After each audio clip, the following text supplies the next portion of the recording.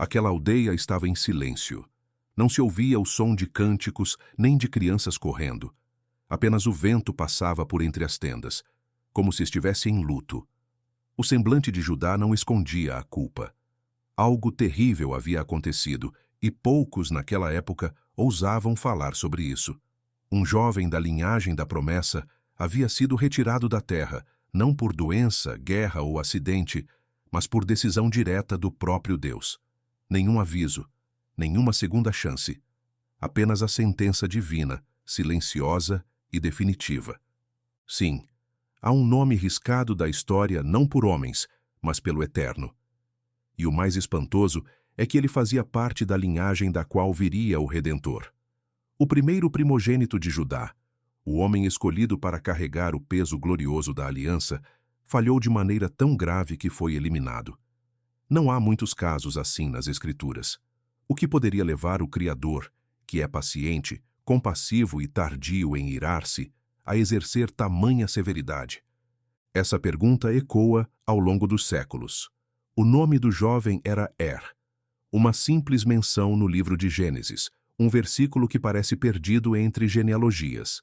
Mas por trás dessa citação mínima, existe uma narrativa profunda, cheia de tensão, silêncio, escolhas equivocadas e, ao mesmo tempo, revelações grandiosas sobre o caráter de Deus. A exclusão de não é apenas um relato de julgamento. É uma mensagem àqueles que carregam promessas, dons e responsabilidades. Uma advertência sutil, porém pesada, que atravessa o tempo até alcançar aqueles que hoje também receberam algo do céu. A Escritura afirma que ele foi mau diante do Senhor, e por isso sua vida foi ceifada. Só isso. Não há explicações detalhadas, confissões, testemunhas ou circunstâncias. E essa ausência de detalhes se transforma no centro do impacto. O que não é dito, grita. O silêncio da Bíblia sobre os motivos revela que, mais do que um erro pontual, havia ali um coração completamente distanciado do propósito de Deus. A maldade não precisa ser explícita quando já está arraigada na postura, nas intenções e nos hábitos. Não era apenas mais um personagem menor em um capítulo antigo.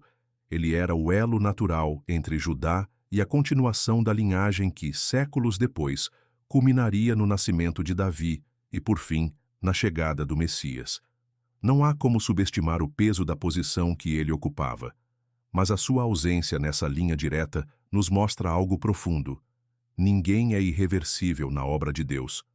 O privilégio pode ser concedido, mas jamais garantido. A promessa continua, mas pode seguir por outro caminho, se o coração do homem se fechar. A história desse julgamento silencioso não começa com a maldade de Começa muito antes, em uma decisão de Judá que parece pequena, mas se revelaria decisiva.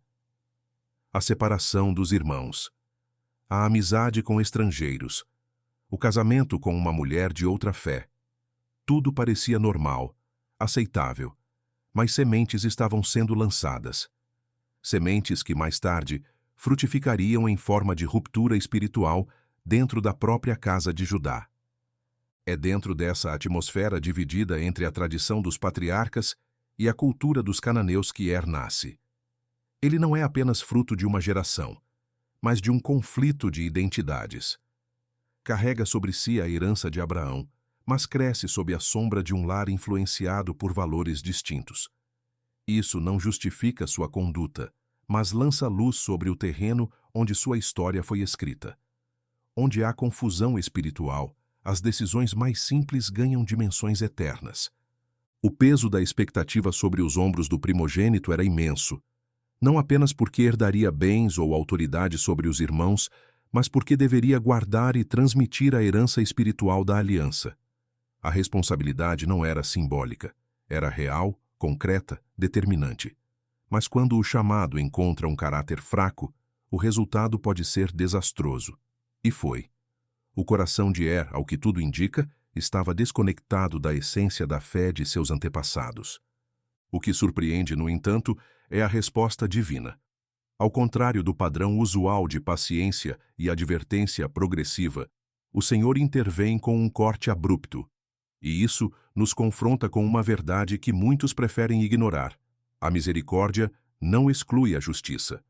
A bondade de Deus não é cumplicidade com a corrupção. Quando a aliança é tratada com desprezo, o juízo pode vir sem aviso. O exemplo de Er não é isolado.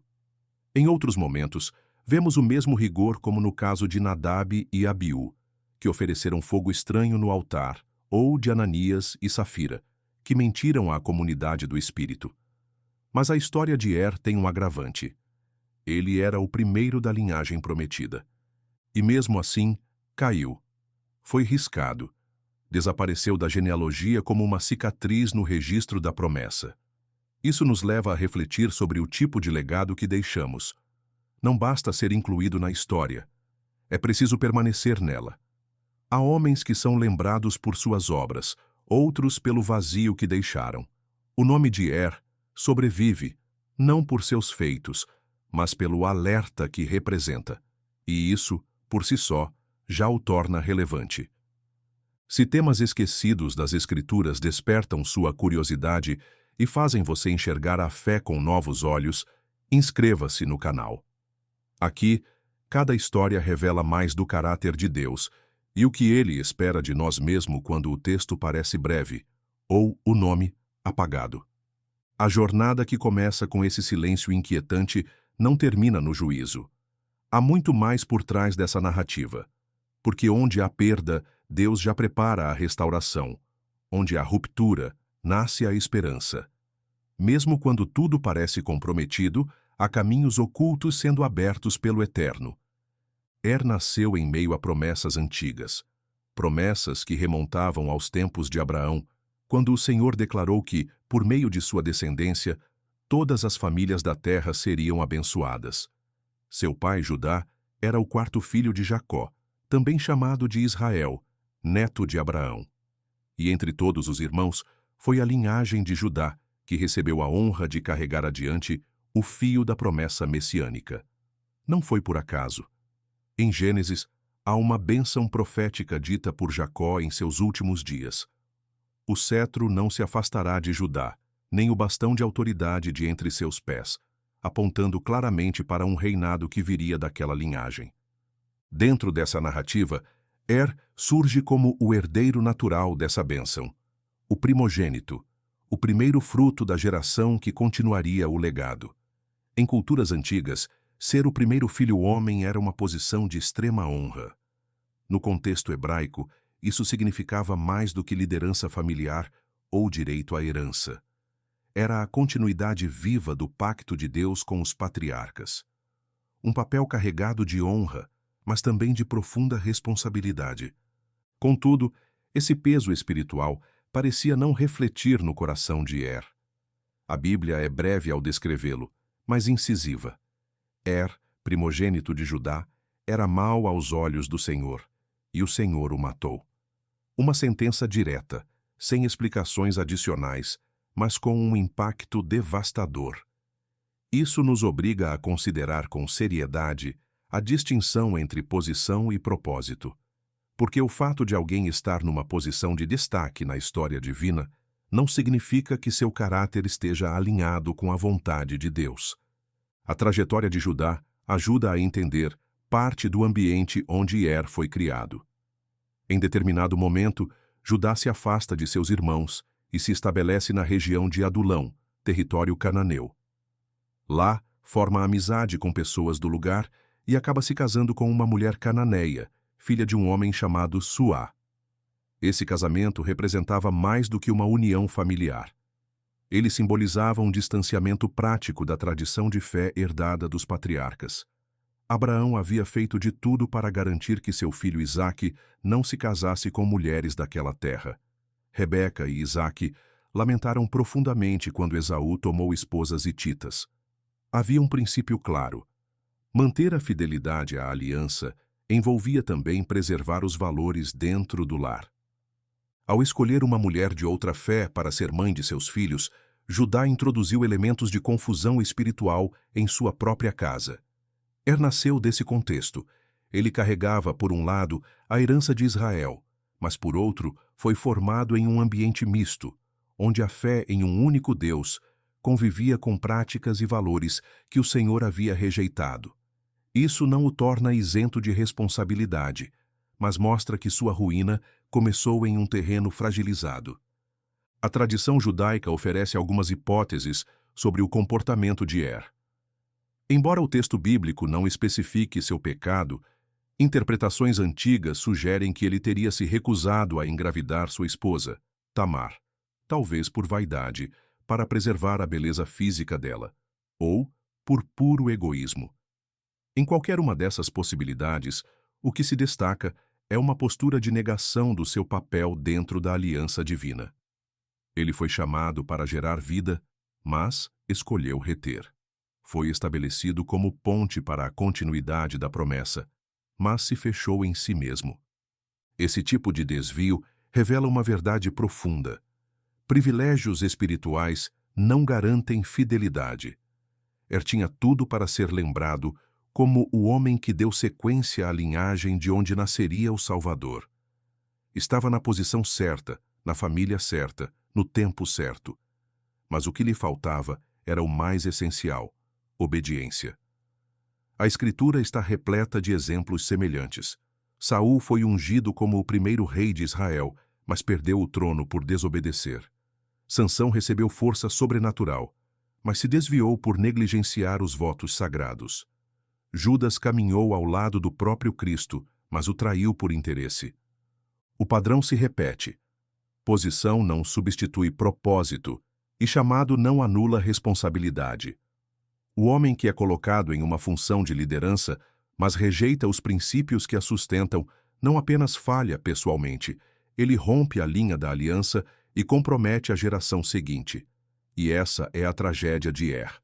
Seu fracasso não ficou restrito a ele. A sua ausência abriu um vácuo na genealogia que precisaria ser preenchido de forma extraordinária. E isso nos leva a uma reflexão séria. Quantos hoje vivem cercados por símbolos espirituais, crescem ouvindo sobre a fé, participam de estruturas religiosas, mas vivem de forma contrária ao chamado que receberam? O nome de Er permanece como um lembrete doloroso de que o dom pode ser desperdiçado, a promessa pode ser desviada e o privilégio pode se transformar em julgamento se não for honrado com fidelidade. A aliança que Er herdou era sagrada, mas ele tratou com descaso. E o descaso diante do sagrado é algo que o próprio Deus não ignora. A morte de Er não foi apenas o fim de uma vida. Foi o corte de um galho que estava seco em uma árvore destinada a florescer. A promessa continuaria, mas por outra via. A linhagem não pararia, mas seria redirecionada. E mesmo nesse redirecionamento, algo ainda mais grandioso começaria a emergir, não por mérito humano, mas pela fidelidade do Deus que conduz a história, mesmo quando os homens falham. O silêncio que envolveu a morte de Er ecoava como um julgamento completo. Não havia tribunal, testemunhas, nem defesa. Apenas a ação direta do Criador, encerrando uma existência que, mesmo breve, carregava implicações profundas. A pergunta que surge de forma inevitável é: o que pode levar Deus, cuja natureza é longânima e misericordiosa, a agir com tanta severidade? Para compreender isso, é necessário entender como a justiça divina se manifesta ao longo das Escrituras. Ao contrário do que muitos imaginam, o juízo de Deus não é impulsivo nem descontrolado. Ele não reage como um juiz terreno, movido por emoções ou pressões. Sua justiça é sempre perfeita, equilibrada e fundamentada na verdade absoluta. Quando ele julga, faz isso com conhecimento pleno, tanto das ações quanto das intenções. O texto bíblico sobre Er é seco, direto, mas carregado de peso. E Er, primogênito de Judá, foi mau aos olhos do Senhor, e o Senhor o tirou. Essa frase curta guarda uma dimensão que ultrapassa os olhos humanos. Enquanto os homens veem apenas comportamentos externos, o Senhor enxerga os propósitos ocultos, os desejos mais íntimos e os caminhos que ninguém confessa. Foi isso que ele viu em Er. Algo tão distorcido, tão contrário ao plano estabelecido, que não poderia ser tolerado. Não se trata de impaciência divina, mas de uma resposta justa diante de uma corrupção que já havia ultrapassado o limite do reparável. Em outras passagens da Escritura, vemos que o Senhor é paciente com pecadores, dando tempo para arrependimento, corrigindo com graça, alertando com sinais. O exemplo de Nínive, que recebeu advertência por meio de Jonas e se arrependeu, é uma prova clara da disposição de Deus em perdoar. No entanto, quando há resistência consciente, contínua e deliberada contra o propósito divino, a justiça se manifesta sem hesitação. Recebeu tudo o que um homem da sua geração poderia receber: nome, posição, herança e, sobretudo, a oportunidade de ser instrumento na continuidade do plano redentor. Ainda assim, rejeitou esse chamado. Sua maldade não está documentada em ações visíveis, mas no resultado final da sua trajetória. E a resposta divina foi certeira: não permitir que ele contaminasse o que viria adiante. Esse tipo de juízo se repete em momentos-chave da história sagrada. Nadab e Abiú, filhos de Arão, foram fulminados por oferecerem fogo estranho diante do altar. Corá e seu grupo foram engolidos pela terra ao se rebelarem contra a liderança de Moisés. Ananias e Safira caíram mortos após mentirem diante da comunidade cristã nascente. Em todos esses casos, não foram os atos isolados que causaram o juízo, mas a disposição interior, a rebeldia oculta, o desprezo pelo sagrado. Deus não pune por impulso, ele disciplina por justiça. Seu caráter é a união perfeita entre amor e equidade. E quando algo ameaça comprometer a essência de sua aliança, a resposta não tarda. O caso de mostra que, mesmo quando não há uma lista de pecados evidentes, há uma linha invisível traçada pela consciência e responsabilidade. A transgressão a essa linha, quando se torna intencional, encontra o julgamento. Na mentalidade moderna, falar de juízo pode parecer desconfortável. Muitos preferem uma visão de Deus exclusivamente bondosa, sem confrontos ou exigências. Mas a Escritura não permite essa leitura incompleta. O amor de Deus é verdadeiro justamente porque é acompanhado de justiça. Um amor que não corrige se torna conivente. Uma graça que ignora a verdade se transforma em ilusão. E o Senhor não age assim. Ele é reto em tudo o que faz. A severidade com que Deus tratou pode parecer extrema, mas é também um lembrete da seriedade da aliança. Não se trata apenas de herdar bênçãos, mas de assumir compromissos espirituais profundos. Quem recebe promessas carrega também encargos. Quem é chamado é também avaliado. O privilégio sem fidelidade se transforma em sentença. E se tornou símbolo disso. Esse episódio nos leva a refletir sobre como temos lidado com os chamados que recebemos. Há muitos que, como cresceram cercados de oportunidades espirituais, receberam conhecimento, foram expostos à verdade, mas escolheram viver de forma distante do plano de Deus. O juízo, nesses casos, pode não vir imediatamente, mas permanece como um princípio inevitável.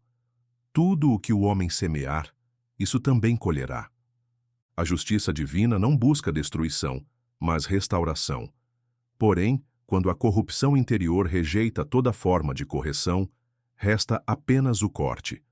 Não porque Deus deseja o fim do homem, mas porque o homem recusou todo começo novo. O julgamento de é trágico, mas também instrutivo. Ele nos ensina que há um limite onde a graça cessa de ser ignorada e a santidade de Deus se manifesta com força. Ainda assim, a história não para na queda. O mesmo Deus que exerce justiça com firmeza também é capaz de redirecionar a história com sabedoria. Mesmo quando um elo da corrente se rompe, ele age para garantir que a promessa não seja interrompida. A justiça que remove também prepara o caminho para que o propósito continue, ainda que por vias improváveis, ainda que por instrumentos inesperados. A morte de não foi apenas um ponto final. Foi uma rachadura num alicerce que deveria sustentar gerações futuras. Aquele que deveria preservar a linhagem da promessa havia sido removido. Em seu lugar, surgia agora um vazio perigoso, um hiato na continuidade da aliança. Mas esse não seria o único golpe sofrido pela casa de Judá. Logo em seguida, outro nome seria marcado pelo juízo. Onã, irmão de Er, também caiu diante dos olhos do Senhor, repetindo a mesma falha essencial: desprezar o propósito divino para sua vida. A tradição praticada entre os hebreus desde tempos antigos previa que, diante da morte de um irmão sem filhos, o parente mais próximo deveria se unir à viúva para gerar descendência em nome do falecido. Esse costume, mais tarde formalizado na lei do levirato, era uma forma de garantir que a memória do morto não fosse apagada e que sua herança permanecesse entre os seus. Judá, reconhecendo essa responsabilidade, ordenou a Onã que cumprisse esse dever com Tamar, viúva de Er. Mas o coração de Onã, assim como o do irmão, estava longe da obediência. Ainda que tenha assumido exteriormente a função, Onã agiu com duplicidade. Evitava, de forma intencional, gerar descendentes com Tamar, mantendo as aparências enquanto impedia o nascimento daquele que daria continuidade à linhagem do irmão. O texto é claro ao afirmar que, sabendo que a descendência não seria considerada sua, ele derramava no chão o sêmen para impedir que Tamar concebesse. Era um ato calculado, motivado por egoísmo. Se houvesse um herdeiro de Er, Onã perderia o direito à posição de primogênito e as vantagens associadas. Preferiu, então, preservar seu próprio interesse em detrimento do plano de Deus. E, novamente, o juízo veio sem demora. O Senhor o eliminou, como havia feito com Er. 2 irmãos, 2 destinos interrompidos pela mesma raiz de rebelião. A desobediência não era acidental, mas intencional. Em vez de servir como canal de vida, Onã se tornou mais um bloqueio. A linhagem sagrada estava agora comprometida por dentro, não por ataques externos, mas pela falência moral de seus próprios herdeiros. Diante disso, a figura de Judá também se revelou frágil. Com apenas um filho restante, Selá, ele hesitou em cumprir sua palavra. Temendo que Tamar fosse uma espécie de ameaça velada à vida dos filhos, decidiu adiá-la indefinidamente. Prometeu que, quando Selá estivesse crescido, ela se tornaria sua esposa. Mas o tempo passou e a promessa não foi cumprida. Tamar foi enviada de volta à casa de seu pai, condenada à espera, invisível, esquecida, sem filhos, sem nome, sem proteção. É nesse ambiente de omissão, injustiça e silêncio que uma reviravolta começa a tomar forma. E ela não parte dos líderes da linhagem, nem dos homens escolhidos.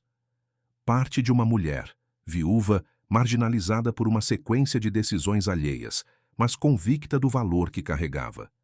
Tamar, percebendo que havia sido deixada de lado, decidiu agir.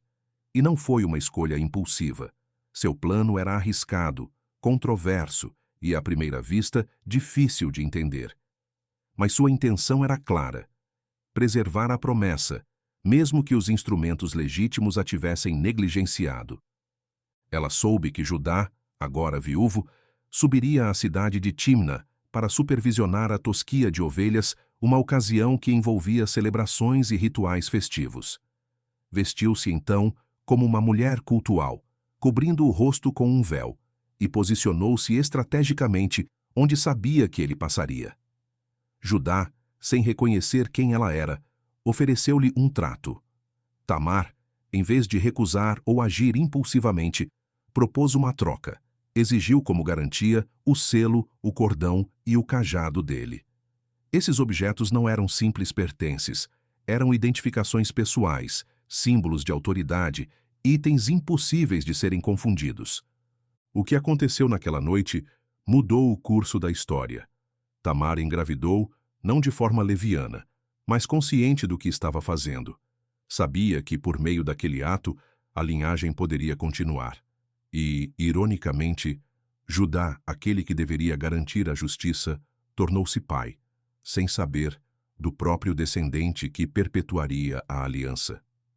Meses depois, quando sua gravidez foi descoberta, Tamar foi acusada de infidelidade. Judá, sem imaginar seu próprio envolvimento, determinou que ela fosse punida com severidade. Mas, no momento da execução, Tamar revelou os objetos que havia recebido. Não disse nomes, apenas expôs os símbolos, deixando que a verdade falasse por si. A reação de Judá foi imediata. Não houve negação, nem fuga. Apenas uma declaração que atravessa os séculos. Ela é mais justa do que eu. Nessa declaração, Judá reconhece que falhou. Admitiu que prometeu algo que não cumpriu, que hesitou quando deveria ter honrado a palavra, que se omitiu enquanto ela agiu. Tamar, sem posição de poder, sem voz pública, tornou-se o instrumento que garantiu a continuidade da promessa divina.